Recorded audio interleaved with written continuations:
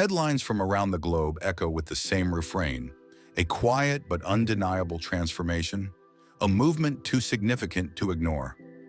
At the heart of Subic Bay, once the crown jewel of America's military presence in Asia, a monumental resurgence is underway. Hidden behind guarded perimeters, the construction of what will soon become the Philippines' largest naval and air base has begun. This is not simply a project of steel and concrete. It is a nation reshaping its destiny, asserting its future in some of the most contested waters on Earth. For decades, the Philippines was considered a small player in the shadow of global powers. But today it steps forward into a position that commands international attention. The tale of Subic is one of history, geopolitics, and survival. Subic Bay has always been more than a stretch of coastline. During the Cold War, it was America's spearhead in Asia. When U.S. forces withdrew in 1992, silence consumed its shores. Now that silence has broken, shattered by the drumbeat of construction and preparation, at a time when tensions in Asia surge to heights unseen in generations. China presses further into the South China Sea. The United States has returned, armed with promises of security. Regional partners like Japan and Australia watch with sharpened focus. And in the center of this struggle stands the Philippines, preparing for a future where its choices could alter the balance of power across Asia. Stillness has become movement. Naval Station Nabasan is rising anew.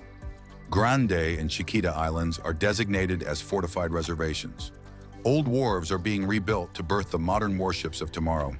Why now? Because the stakes are nothing less than survival.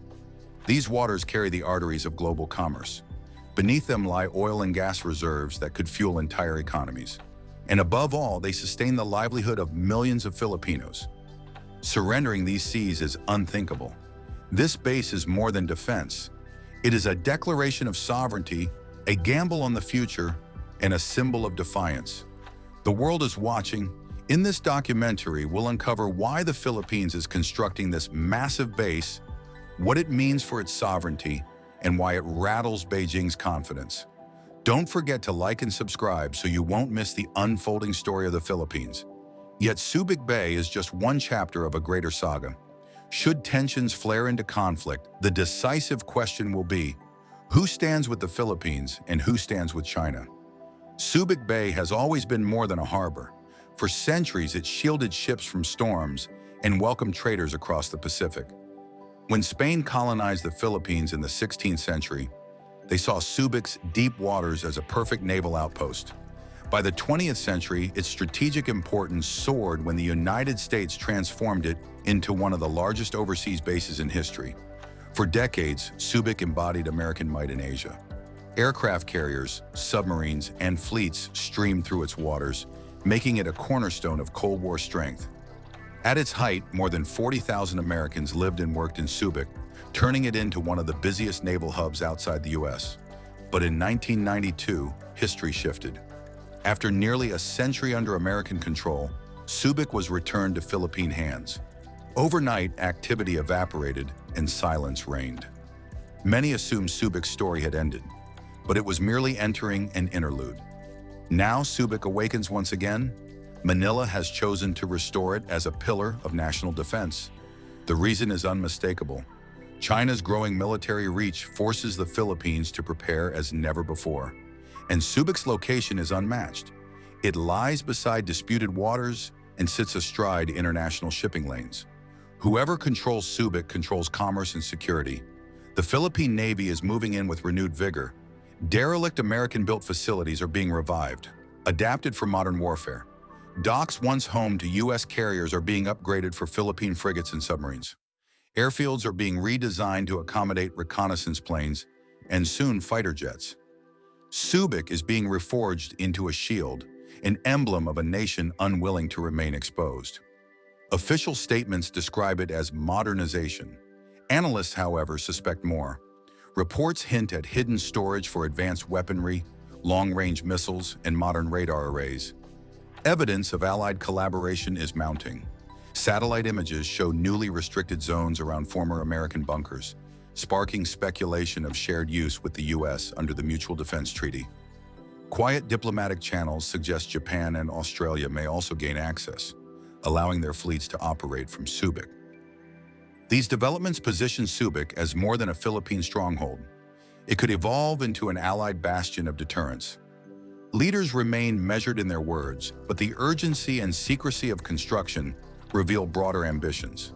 Subic is no longer just a military facility, it is transforming into a fortress, layered with capabilities, ready for decisive action should conflict reach Philippine shores. The United States remains inseparable from Subic's legacy. For nearly a century, it was America's largest base in Asia, supporting missions from the Vietnam War to the Cold War. Even after closure, ties endured. American warships continued to dock for repairs, resupply, and joint drills. Today, under the Enhanced Defense Cooperation Agreement, Subic once again plays a critical role. Reports suggest American contractors are assisting in infrastructure upgrades. U.S. naval vessels are expected to return more frequently, not just for exercises, but for rapid deployments across the South China Sea. For Washington, Subic is a forward edge against Chinese expansion. For Manila, U.S. access provides reassurance. The Philippines will not face these seas alone. Subic once again symbolizes alliance, an anchor point where partners ready themselves for turbulent times ahead. But Subic's significance extends far beyond its military role. Its harbor, among the deepest in the world, has long supported global trade, industry, and logistics. When America left in 1992, Subic was reborn as a free port, attracting foreign companies and creating jobs. But as regional tensions spiked, its role pivoted back toward defense. The same facilities that powered commerce now underpin security. Every day, tankers, freighters, and warships traverse Subic's waters, connecting the Philippines to the global economy. Whoever commands Subic wields influence over one of Asia's busiest crossroads. For Manila, Subic represents prosperity in peacetime and protection in crisis. Strengthening Subic means securing both trade and sovereignty, allowing the Philippines to switch from commerce to defense in an instant. This dual role makes Subic one of the Indo-Pacific's most valuable assets, and Beijing knows it. For China, Subic's revival is a direct challenge. It is a forward bastion capable of surveilling and countering Chinese activity in disputed waters. Every Philippine upgrade sparks angry responses from Beijing, condemning them as provocations. To China, a stronger Subic equals a stronger Philippines, supported by allies, a significant obstacle to regional dominance. That is why Chinese vessels shadow Philippine patrols, and why pressure intensifies each time Manila announces new defense projects. Subic is no longer simply geography, it has become the embodiment of defiance. In response, Manila has launched one of its most ambitious military modernization programs in decades. Billions of pesos are being funneled into new frigates, submarines, fighter jets, and coastal defense systems. At the center of this buildup stands Subic. The base is being tailored for advanced platforms, radar coverage, and multinational exercises. The goal is simple: protect sovereignty and meet threats with strength. This is a turning point. For the first time in years, the Philippines is building independent capacity. For many Filipinos, Subic's rise evokes both pride and anxiety. Older generations remember when Subic shielded their homeland. To them, its revival is history repeating with renewed power. Others worry, will heightened tensions bring conflict to their shores? Yet optimism prevails. Subic promises jobs, investment, and pride. For ordinary citizens, it is proof that the Philippines will no longer be defenseless. Subic has transcended its geography. It is now a living testament of national determination. Its rebirth as the country's largest base is no accident. It is the culmination of a long struggle for security. Subic is about more than defending waters. It is about redefining Asia's balance of power. By reinforcing its defenses, the Philippines declares, it will not be sidelined. It will stand as a participant, not a spectator. This move deepens ties with allies like the US, Japan, and Australia, partners who share a commitment to keeping the South China Sea open. Subic could soon emerge as a hub for technology transfers, multinational training, and regional collaboration. For Filipinos, it represents hope. Hope for protection, hope for recognition, hope for a self-reliant future. What began as quiet construction has become a proclamation of sovereignty. Zoom out, and the larger narrative takes shape. Subic is not just docks, ships, and airstrips. It is the chronicle of a nation forged by hardship, defined by perseverance, and now determined to rise stronger. This once silent bay now beats as the heart of Philippine defense, where heritage and destiny converge. The rebirth of this base speaks louder than words. For Manila, it is about claiming its future, asserting independence, and affirming sovereignty. For allies, it demonstrates that the Philippines is a reliable partner. For rivals, it issues a stern warning. The Philippines is no longer a nation to underestimate. And beyond strategy lies a human story. To ordinary Filipinos, Subic is pride. It is livelihood, it is security.